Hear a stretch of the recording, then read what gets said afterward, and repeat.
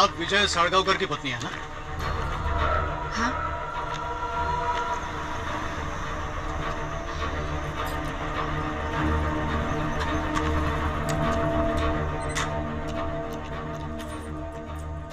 अरे विजय, इस वक्त तू घर पे? अंजू के प्रिंसिपल ने नंदिनी को फोन करके बताया कि आप लोग वहां गए थे। वो डर गई और मुझे फोन किया। मैं स्टेशन गया तो पता चला आप लोग यहाँ आ रहे हैं, तो भागता भागता है। क्या हुआ क्या सर? तुमसे कुछ पूछताछ करनी थी। आइए ना अंदर चल के बैठते। विजय, क्या तुम इस लड़के को जानते हो? नहीं सर। आप? नहीं सर। इस कार को देखा है? नहीं सर। और आपने?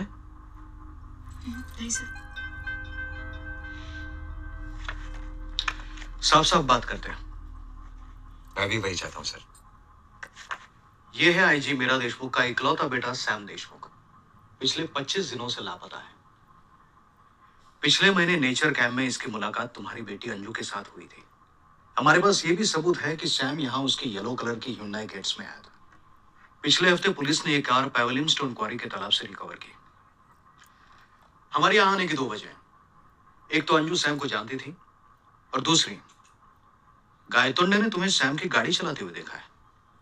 तुम जब सुभाष साड़ी के घर के सामने से वो कार लेके चले गए, तब मैं वही था। हमें लगता है सैम तुम्हारे घर पे आया था। तो 2 तारीख को तो हम यहाँ थे ही नहीं। हम पणजी गए थे सत्संग के लिए और 3 तारीख को वापस आए थे। यस, तेरा खेल खलास विजय साळगावकर।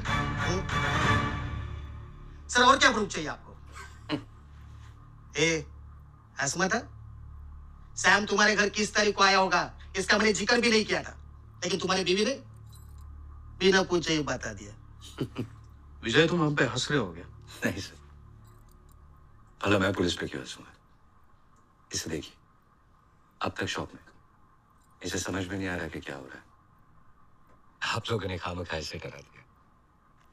मैंने आपको पहले भी बताया था कि प्रिंसिपल ने नंदिनी को फोन किया था कि आप लोग स्कूल गए थे किसी केस के सिलसिले में, और अंजू से भी पूछताछ की।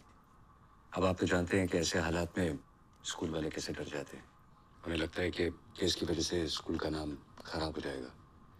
इसीलिए प्रिंसिपल ने नंदिनी को फोन करके सब कुछ बता दिया, डेट्स के बारे में भी। सिंपल। गायतोंडे ने कहा कि रविवार 3 तारीख को उसने तुम्हें सैम की गाड़ी चलाते हुए देखा। तुमने उसका जवाब नहीं दिया।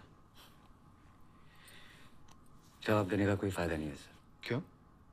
क्योंकि सब लोग जानते हैं कि गायतोंडे और मेरी बिल्कुल नहीं बनती। मैं कुछ भी बोलूंगा, ये बोलेगा मैं झूठ बोल रहा हूँ। गायतोंडे को छोड़ो, मुझे बताओ सच क्या है। अगर गायतोंडे ने मुझे देखा है तो या तो वो झूठ बोल रहा है या फिर उसे कोई गलतफहमी हुई है। क्योंकि 2 अक्टूबर शनिवार सुबह 8 बजे से 3 अक्टूबर रविवार शाम 5 बजे तक मैं और मेरी फैमिली पणजी में थे। सर, ये झूठ बोल रहा है। मैंने उस दिन इसे ही देखा था। 2 तारीख की सुबह से 3 तारीख के शाम तक तुमने क्या क्या किया, कहां कहां गए, डिटेल में बता सकते हो तुम? जी बिल्कुल। 2 अक्टूबर सुबह 5:30 की बस से हम पणजी के लिए निकले। जब तुम घर लौटे तब बारिश हो रही थी? जी बहुत ज्यादा। नंदिनी और बच्चे भीग भी गए, उस वजह से उन्हें बुखार भी हो गया। 3-4 दिन स्कूल भी नहीं जा पाए। अच्छा, तो ये बिल और टिकट सिर्फ हमें दिखाने के लिए रखे थे क्या? सर, बस टिकट कोई संभाल के रखता है क्या? सर, हम सीधे साधे मिडिल क्लास के लोग हैं। जितना हो सके बचाने की कोशिश करते हैं। हर महीने की 30 तारीख को सब बिल्स चेक करते हैं कि कितना बेकार का खर्चा हो और कितनी सेविंग हो।